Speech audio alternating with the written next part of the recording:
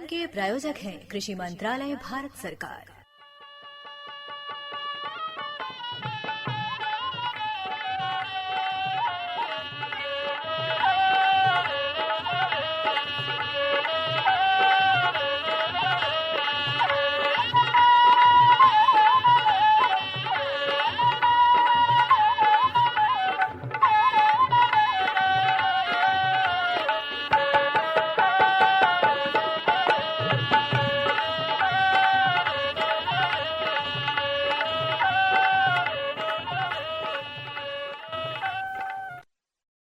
भैया बोला जय जवान जय किसान। मुन्ना भैया देखें अपने किसानवाड़ी बैठकी में हम लोगन समय से जुट गए जा, और समय से जब जुटीला हम लोगन तो पहले हम लोगन अपने खेती बाड़ी और गुरु चौवन के हाल समाचार से शुरुआत करेला जा किसानवाड़ी। देखें जब भी हम लोग अपने किसानवाड़ी कार्यक्रम में बैठल जाला तो यही हम लोगन के मंशा रहला कि अपने इलाके के जो भी खेती बाड़ी बा वो दिन दूना रात चौगुना बढ़े। बिल्कुल। और कृषि विशेषज्ञ लोगन के जोन भी जानकारी बा, अनुभवी किसान भाई लोगन के जोन अनुभव बा, बिल्कुल, ओके हम लोग अपने कार्यक्रम के माध्यम से और लोगन तक पहुंचाओ जाए, जैसे कि अपने इलाके के जोन खेती बाड़ी बा, मांग मवेशी हो वो बढ़िया ढंग से प्रगति करें, अच्छे ढंग से उनकर उन्नति हो, जैसे कि अपने किसान भाई लोगन के जो आर्थिक स्थिति बा वो मजबूत हो सके। बिल्कुल सही कहला मुन्ना भैया। और समय के साथ हम लोगन के आगे बढ़े की जरूरत बा, लेकिन वो कहावत भी बा कि पुरातन ज्ञान के अपने आधुनिक विज्ञान के साथ जोड़ के चले के बा।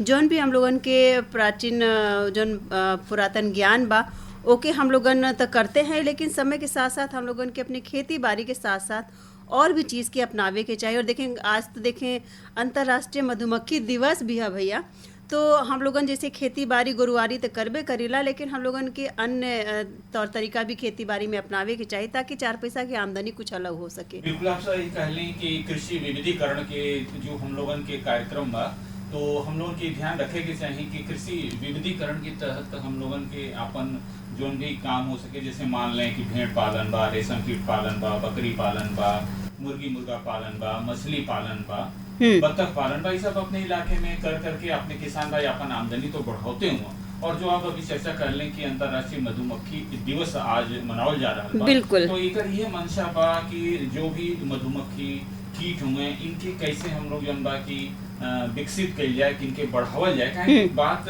ऐसे उठल कि हम लोगन के मानव के द्वारा कई तरह के ऐसा काम हो जा रहा बा, जैसे मान लें पर्यावरण प्रदूषण की बात कर लिया जाए, ओकर प्रभाव जोन बा कि ई मधुमक्खी पर पड़े लगल बा। और मधुमक्खी के साथ साथ जितना तितली हैं, चमगादड़ हैं, हमिंग बर्ड हैं, तो वो लोगन के जीवन संकट में। बिल्कुल, हाँ बिल्कुल। तो यही से देखें अंतर्राष्ट्रीय मधुमक्खी दिवस मनावल जा रहा है और पहला विश्व मधुमक्खी दिवस 20 मई 2018 के मनावल गया। बस ये मनसा बा कि ई लोग बढ़े, बिल्कुल फले और इनका जो लाभ बा हम सभी लोगन तक मिलत। और भैया शहद के कितना उपयोगिता बा हर चीज़ में, चाहे पूजा पाठ से लेकर दवाई बीरो से लेकर कितना फ़ायदा बा। तो जब भी मधुमक्खी के बढ़ोतरी हुई और लोग मधुमक्खी पालन से जुड़ी हैं तो निश्चित तौर पे एकर बढ़वार हुई और ये दिवस के आगे बढ़ावल जा सकेला। और दिवस के सार्थकता तो हुई, लेकिन अभी हम लोग जो चर्चा करत रही कि मधुमक्खी पालन से लोग अपन आय बढ़ा सकेला, और आय बढ़ावे के खातिर कृषि विविधीकरण के तहत अन्य जितना भी कार्य बा उनमें भी अपने किसान भाई जुड़ल हुआ। तो ऐसे ही एक किसान भाई हुआ और या कहले समझ लें कि मुर्गा पालक हुआ शीत कुमार जी। अच्छा, तो आप का कहले कि एक तो देखें जो पोल्ट्री फार्म सभी लोग खोले ना, तो जोन भी फार्म वाला कहा जाला ना कि क्रॉयलर बा, ब्रॉयलर बा, हाँ अलग अलग तरीके का। बिल्कुल भैया, ये लोग का कहले कि जो देशी मुर्गी मुर्गा बा जो उनके अपने देहात में गांव ग्राम में लोग घर में पालन करते हैं, हाँ, इनकी एक व्यवसायिक रूप दे देले। अच्छा, तो इनसे अपन एक मुलाकात भइला और आज के कार्यक्रम में इनके बातचीत सुनल जाइए। के साथ साथ हम लोग त्रिलोकी प्रसाद उनके साथी के गावल मन मनसाइन भी हुई। और भैया बहुत हद तक देखें चाहे खेती बाड़ी हो, गुरुवारी हो या फिर अन्य व्यवसाय के अगर हम लोग करत हैं तो बहुत हद तक मौसम पे आधारित होला कि हम लोगन मौसम के देख करके आबो हवा के हिसाब से हम लोगन कोनो भी चीज़ के चयन करें। उनकर चाहे मुर्गा मुर्गी के बात हो रहल बा तो उनकर देखभाल कैसे करल जाए, तो मौसम के देखा बात हो रहल बा। तो आज के मौसम जो बात देखें न्यूनतम 28 डिग्री सेल्सियस और अधिकतम 39 डिग्री सेल्सियस रहल है। तो ए हिसाब से हम लोगन अपन खेती बाड़ी के देखिला, वो हिसाब से काम करेला हम लोगन। तो जैसन कि आप कहला हाँ कि शीत कुमार जी से आपका मुलाकात भइल बा और देसी मुर्गा मुर्गी पालन बनल आय का अच्छा माध्यम। अब तो भाई इनसे जो बातचीत कैले हुए तो अपने तक ही सीमित ना रखें, हम लोगन किसान भैया बहन भी के सुनल जाए और गुनल जाए। कृषि विविधीकरण के अंतर्गत कई तरह के खेती से जुड़ल काम कईल जाला और अपने इलाके के किसान भाई हर तरफ आपन कदम बढ़ा चुकल हुआ, चाहे मधुमक्खी पालन के बात हो, बकरी पालन के बात हो, मुर्गी मुर्गा पालन के बात हो, भेड़ पालन हो, सबसे अपने किसान भाई जुड़ करके अपने आमदनी के बढ़ावे के प्रयास करत हुआ। ऐसे ही एक प्रगतिशील युवा किसान हुआ दूधी ब्लॉक के कादल से शीत कुमार जी। आप पढ़ाई लिखाई भी कैलें और पढ़ाई लिखाई के यह फ़ायदा मिलल कि आप खेती बाड़ी के साथ साथ देसी मुर्गा मुर्गी पालन से भी आप जुड़ लें। हालांकि देखें पोल्ट्री फार्मिंग से आप बहुत दिन से जुड़ल हुआ और हर तरह के जो मुर्गी मुर्गा बा ओके पालन आप कैलें, फिर अब देसी मुर्गा पालन मुर्गी पालन से जुड़ल हुआ। आपके का अनुभव बा, अपने इलाके के जो जलवायु बा, वातावरण बा, कितना अनुकूल बा, इन लोगन के पालन में कितना सहायक बा या परेशानी आवेला, यह सब बातचीत आज हम लोग कार्यक्रम के माध्यम से कैल जाई। शीत कुमार जी, सबसे पहले तो अपने किसान वाणी कार्यक्रम में आपके बहुत बहुत स्वागत बा। ई पोल्ट्री फार्मिंग से आप कितना दिन से जुड़ल हुआ? जी, लगभग ये हम लोग 3 से 4 सालों से इसमें हम लोग काम कर रहे हैं सर। 3 से 4 साल से आप जुड़ल हुआ और अभी आप चर्चा करत रहला कि हम हर तरह के मुर्गी मुर्गा पालन कैली, तो खास करके ये देसी वाला कितना दिन से? जी, ये देसी वाला लगभग हम लोग 2 से 2.5 साल 2 से 2 साल से हम लोग ये कर रहे हैं। अन्य मुर्गी मुर्गा पालन बा जैसे बॉयलर बा, करायलर बा, ये तो हम लोग सुनले रही जा। और देसी वाला अक्सर के रहल कि लोग घर में ही आपन एकर पालन करेला और आप एके व्यावसायिक रूप देले हुआ, तो कैसे मन बनल कि एके व्यावसायिक रूप दिहल जाए? जी, जैसे हम लोग अपने लोकल एरिया में देखते थे कि हमारे यहाँ अधिकांश केवल बॉयलर और क्रॉयलर वाला पालन होता है। और इस हम लोग क्या किए कि प्रारंभ में जब ये कर रहे थे तो काफ़ी कभी कभी क्या होता था कि घाटा हो जाता था, मतलब नुकसान भी हम लोग का होता था। तो फिर हम लोग यूट्यूब पर देख करके कि मतलब आसानी से उसी फॉर्म में देसी मतलब पोल्ट्री फार्म कर सकते हैं, तो हम लोग देसी का प्लान बनाए। जी, तो देसी वाला जो भी चूजा बा, एके उपलब्धता अपने इलाके में सुचारू रूप से हो जाला? जी, जो डीलर होते हैं जो बॉयलर वाला करते हैं वही डीलर अच्छा, देसी का वही भी लोग जी जी उपलब्ध करा देलन। जी, तो अच्छी बात बा। कहीं कि देखें ओला का कि जो देसी मुर्गा अपने इलाके में जो गांव गिराव में पालन होला तो उनके बाजार भाव अच्छा रहला, लेकिन आप एक जब व्यवसायिक रूप दे लें तो निश्चित बा कि हर चीज़ एक सिस्टमेटिक ढंग से हुई, सुचारू रूप से। अच्छा का जहाँ पर आप पालन कैले हुआ तो उनके रख रखाव के खातिर जो बनल है उनमें कुछ अंतर बा या जैसे पहले रहल वही वाला में चालू के लिए? जी, ये बिल्कुल वैसा ही है। उसमें हम लोग कुछ अपडेट नहीं किए हैं। जो पहले जो जिसमें वाइट वाला बॉयलर वाला हो रहा था वही वाला मतलब अभी भी है, उसी में हम लोग ये आसानी से कर ले रहे हैं। जी, बस अंतर इनके तैयारी अवस्था में बा कि समय के अंतराल। जी, ऊ पालन बॉयलर और क्रायलर कितना दिन में 1 किलो के हो जाला और इनके बढ़वार होके में कितना समय लगे? जैसे बॉयलर वाला जो है वो लगभग 30 दिन में तैयार हो जाते हैं और 1 किलो? जी जी, 1 किलो 1.25 किलो से 1.5 किलो। जी, और इनके 1.25 किलो होके में कितना समय इनको लगे? 90 दिन कम से कम चाहिए। 90 दिन में 90 से 100 दिन में ये 1 से 1.25 किलो इनका मतलब औसत वजन आ जाता है। अच्छा, तो जो इनके आवास व्यवस्था बा वो वही वाला बा। जी बिल्कुल। अच्छा, जैसे शीत कुमार जी, खास करके हम लोग इस समय मौसम गर्म चल रहल बा जी। और लू भी चल रहल बा, तो ऐसने में इनके देखभाल के खातिर आप अपने यहाँ जो बाड़ा बनौले हुआ, जहाँ भी आप पालन कैले हुआ, का व्यवस्था कैले हुआ? इसके लिए हम लोग क्या किए हैं कि फार्म के जो दीवार है चारों तरफ से उसमें सूती बोरा चारों तरफ से लगा दिए हैं और समय समय से मोटर से उसे हम लोग भिगाते रहते हैं ताकि अंदर बिल्कुल उनके अनुकूल ठंडा रहे। जी। वातावरण के इनके ऊपर कोई खास प्रभाव कि जैसे ज्यादा गर्मी पड़े लगल तो? जैसे ये जो देसी प्रजाति है ये वातावरण सभी प्रकार के मतलब मौसम के हिसाब से जैसे मौसम धीरे धीरे बदलता है तो ये अनुकूल होते चले जाते हैं, इनको ज्यादा प्रॉब्लम नहीं होता है। ओ, ये बात तो आप सही कर लें और यही से जो बाकी आपके यहाँ सफल भी बा।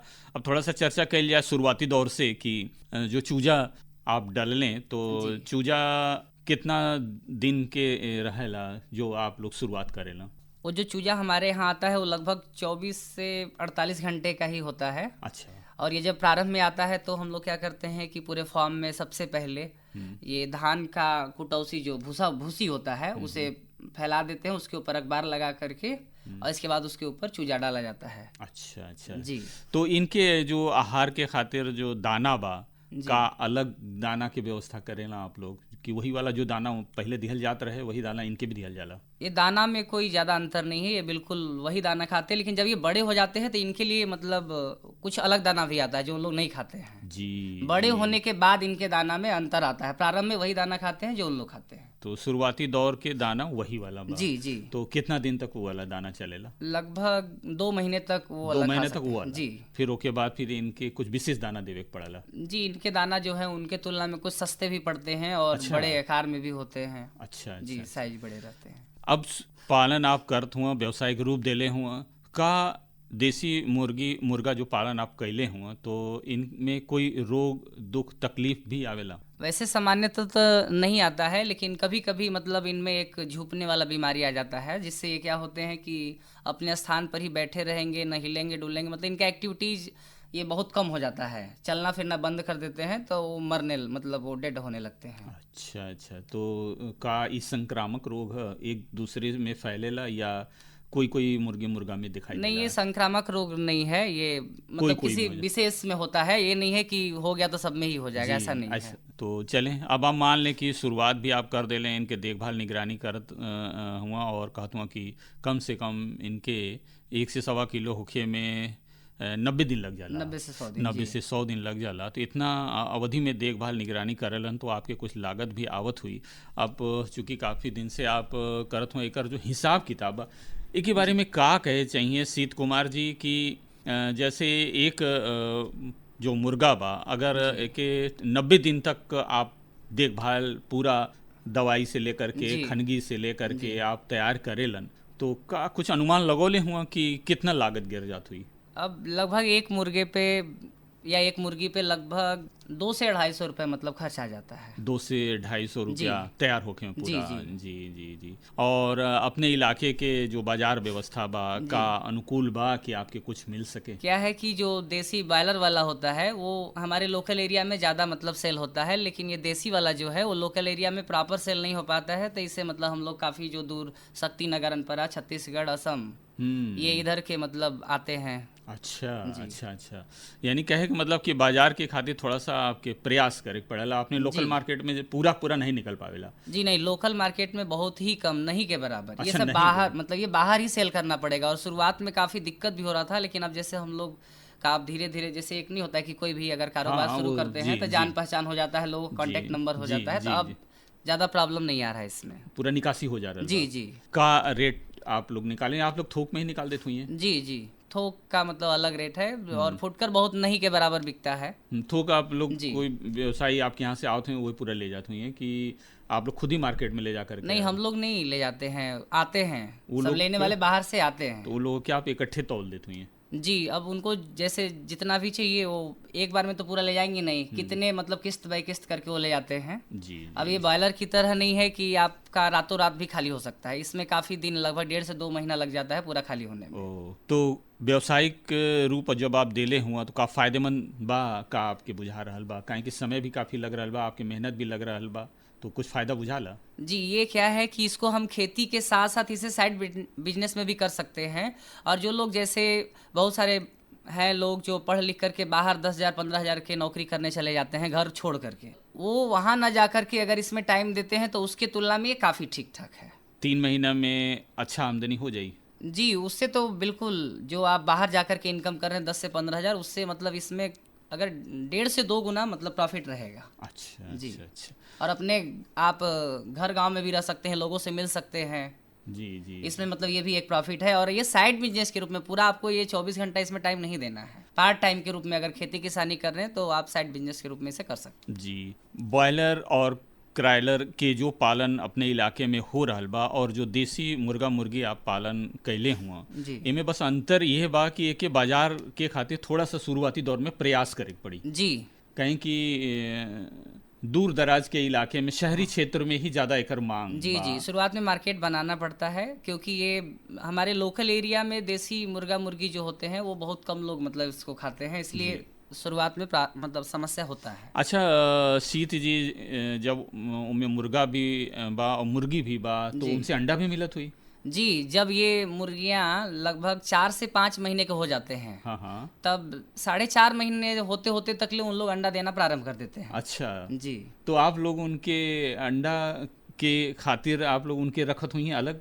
जी, जैसे वो अपने टीम मतलब पूरे वो समूह में ही रहते हैं, तो जैसे एक टाइम बना लेते हैं कि आप एक दिन में 2 बार अंडे मतलब हम लोग निकालते हैं। अच्छा अच्छा। जी। यानी जैसे सीत कुमार जी, जैसे बाकी मुर्गा बा तो जब 1-1.25 किलो हो जाला तो आप ओके निकाल देलन, जी और जो मुर्गी हैं तो उनके आप फिर रखत हुई हैं कि अंडा दें वो लोग, अंडा की क्या है कि व्यवसायिक रूप हमारे देती हैं? लोकल मार्केट में जो आसपास के मतलब मार्केट है उसमें मुर्गियों का सेल बहुत ही नहीं के बराबर है। जी। तो इसे अदर स्टेट से जैसे असम वगैरह से आते हैं तो उन लोग केवल मुर्गी ही ले जाते हैं। अच्छा। नहीं तो ऐसे लोकल मार्केट हमारे आसपास में 100-200 किलोमीटर के रेंज में जितने भी मार्केट हैं, चाहे 500 किलोमीटर के रेंज में, वहाँ मुर्गियों का डिमांड एकदम नहीं के बराबर है। मुर्गा चाहिए उनको। जी, केवल मुर्गा ही ले जाते हैं, तो मुर्गियाँ बच जाती हैं। जी। तो इसमें क्या होता है कि वो मुर्गी का जैसे एज बढ़ता जाएगा तो 4.5 महीना 5 महीना होने लगते हैं तो अंडा देना प्रारंभ कर देते हैं। हाँ हाँ।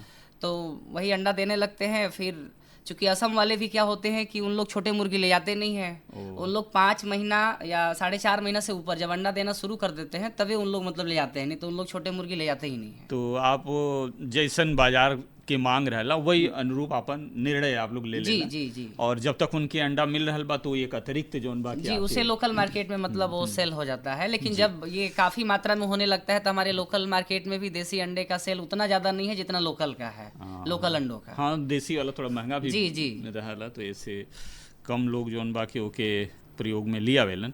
तो सीत जी, आप खेती बाड़ी भी कैले हुआ और के साथ साथ देसी मुर्गा पालन भी कैले हुआ, तालमेल के खातिर आप कहत हुआ कि वही समय में आप देखभाल निगरानी करके अच्छा आप लाभ ले सकेलन।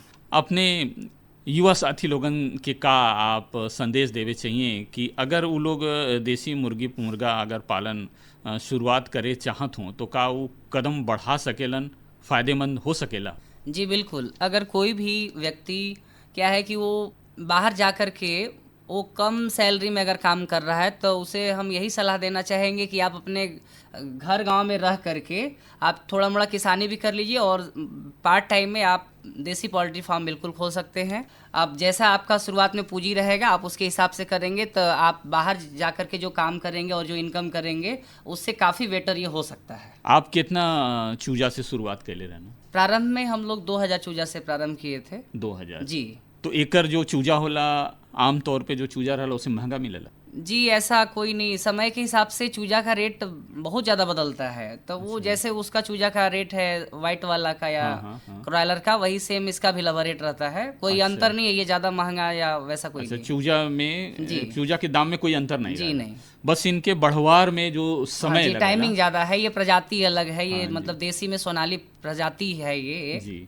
तो इसमें केवल टाइमिंग ज़्यादा लगेगा और इनके खान पान भी उनसे थोड़ा अलग है। ये आपके जो भी वेस्टेड सब्जी है, चाहे घास हो गया कुछ उस टाइप का, साग हो गया, चाहे आपका जो भोजन खराब हो रहा है उसे भी ये खा लेते हैं। जबकि वो सफ़ेद वाले और जो क्रॉयलर वाला होता है, बॉयलर वाले, ये सब नहीं, वो केवल दाना ही खाते हैं और ये साग सब्जी भी खा लेते हैं। अच्छा अच्छा। तो इनके पालन में ज़्यादा परेशानी नहीं बा, कोई रोग दुख की भी समस्या नहीं बा, और बाजार अगर एक बार आपकी मिल गई तो निश्चित जोन बा कि अच्छा लाभ आप प्राप्त कर सकेलन। तो किसान भाई देखें, आज अपने साथ रहला दूधी ब्लॉक के कादल से सीत कुमार जी, और आपसे बातचीत होत रहल कि देसी मुर्गा पालन कैसे कैल जाए और आप जुड़ करके अच्छा लाभ भी प्राप्त करत हुआ। और आपके कहन की बा कि खेती बाड़ी के साथ साथ ये काम भी कैल जा सकला, एक अतिरिक्त आमदनी यानी कृषि विविधीकरण के जो हम लोग चर्चा कैल जाला ओके आप नमूना पेश करत हुआ। बड़ा अच्छा लगल आज के बातचीत से। उम्मीद बा कि और भी अपने पंच भाई किसान भाई मन बनाइए देसी मुर्गा पालन से जुड़ी हैं और उनके अच्छा लाभ मिली। और सीत कुमार जी, आज आप अपने किसान वाणी कार्यक्रम के माध्यम से अपने किसान भाई लोगों की इतना बढ़िया जानकारी दे लें, एक एक खातिर आपके बहुत बहुत धन्यवाद। तो मुन्ना भैया देखें, इतना बढ़िया जानकारी हम लोगन सुन ले जा। देसी मुर्गी पालन बनल आय का अच्छा माध्यम, और सीत कुमार जो उनकी प्रगतिशील मुर्गा पालक हवन, उनसे काफ़ी अच्छा अनुभव आपका बीच में साझा कलन। तो निश्चित तौर पे जो नौधा किसान भैया बहन लोगन हुई देखा, उनके तो बहुत कुछ सीखे के मिलल हुई भैया। तो एक ये ज़रूर हम लोगन के बहुत ज़्यादा स्तर पर ना ही, थोड़े ही स्तर पे शुरुआत करें तो निश्चित तौर पे फ़ायदा हुई। वो हमके लगा था कि आपके हाथ में कहीं के बाजार भाव लग गए था। हाँ भैया देखें हम और लोगन के अभी शीत कुमार भी कहा था ना कि बाजार के खातिर हमके बड़ा प्रयास करे के पड़ा। तो का कहे चाहते हैं आजकल की जो तरकारी के भाव के बारे में? बिल्कुल अपन देखें शीत कुमार भैया तो देसी मुर्गा मुर्गी के बाजार भाव के बात करत रहना, लेकिन हम सब्जी मंडी में अपन पहुंचा थी रापटगंज मंडी में। तो देखें अपन बाबूलाल मौर्य भैया के माध्यम से प्राप्त भइल बा बाजार भाव। आलू लाल है 1600 से 1800 रुपये प्रति कुंतल, सफ़ेद है 1500 से 1600 रुपया, प्याज है 800 से 1000 रुपया प्रति कुंतल, लहसुन 7000 से 8000 रुपया, मिर्च रहला 2500 से 3000 रुपया, भिंडी रहला 500 से 600 रुपया प्रति कुंतल, करेला रहला 1000 से 1200, लौकी 500 से 700 रुपया, कोहड़ा 400 से 500 रुपया, बोड़ा 500 से 600, टमाटर 500 से 700, नेनुआ 500 से 600 रुपया प्रति कुंतल, मूली 1000 से 1200, गाजर 1500 से 2000 रुपया, पालक 1600 से 800, चौराई 500 से 600 रुपया प्रति कुंतल, चुकंदर 1000 से 1200, खीरा 1800 से 2000 रुपया, ककरी रहला 1500 से 1600, पपीता 2000 से 2200, धनिया 2200 से 2500 रुपये प्रति कुंतल और कटहल 1200 से 1500 रुपया। और भैया सैकड़ा पे चल जाए तो फूल गोभी देखे रहला कि 1000 से 1200 रुपया प्रति सैकड़ा और पत्ता गोभी 600 से 800 रुपया, नीबुआ रहला रापटगंज के मंडी में 250 से 300 रुपया प्रति सैकड़ा।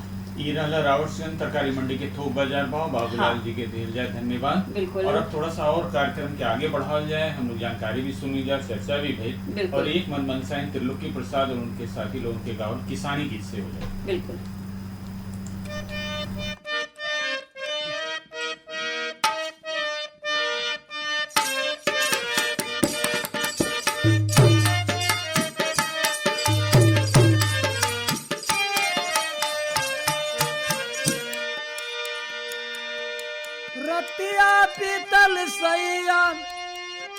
रतिया बीतल सैया उगली किरनिया, कहल धनिया सैया कैला की सनिया।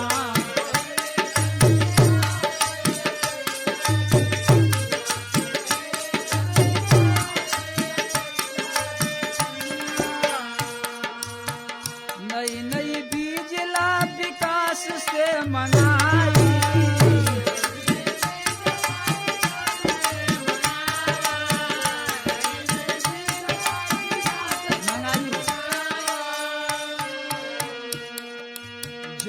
कोड़ खेतवा के कैला निराई, ज्योति कोड़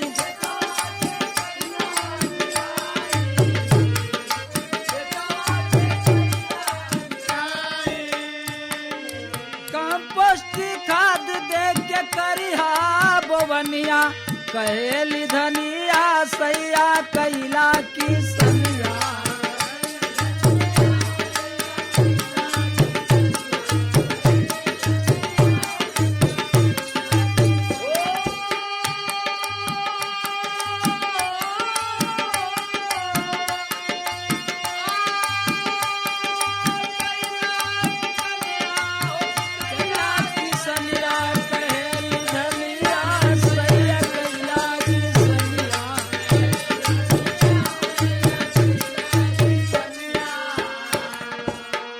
नमस्ते भर जाई घर की बखारी,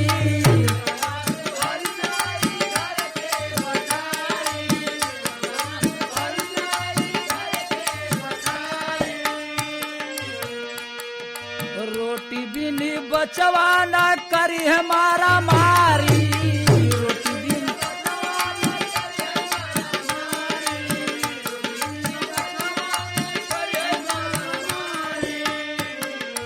गाय भैंसरा का दूध मिली दूलो जुनिया, कहेली धनिया सैया कैला की सनिया।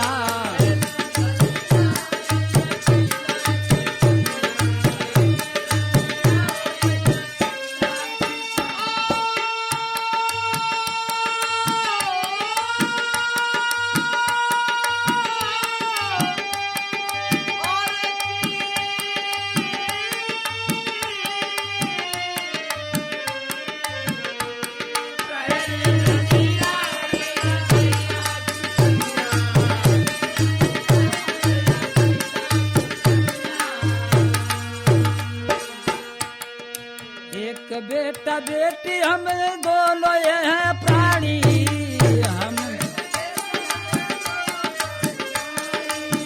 एक बेटी बेटा हम और दोनों प्राणी। छोटा परिवार सैया सुधरी जिंदगानी,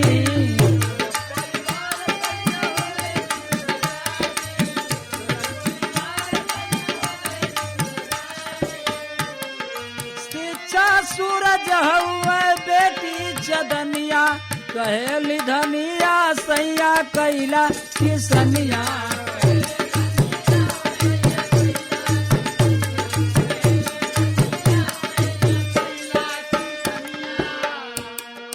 धन हो किसान हुआ जगवा के दाता,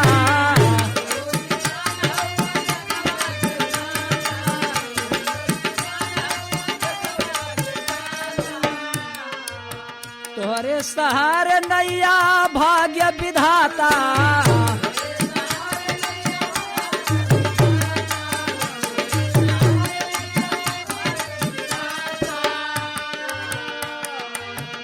अरे कुश की पलनिया तुलसी निबिया के छैया, कहेली धनिया सैया कैला की सनिया।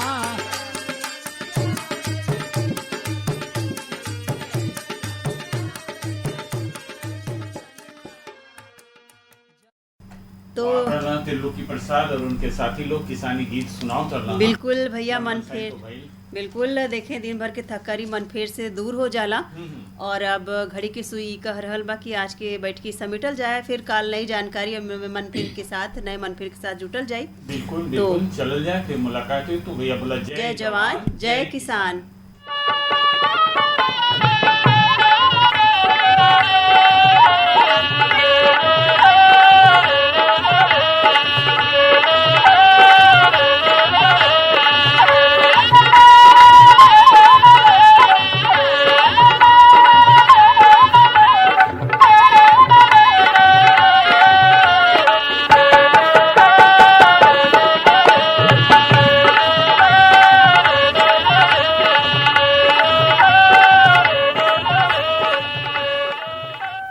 इस कार्यक्रम के प्रायोजक थे कृषि मंत्रालय भारत सरकार।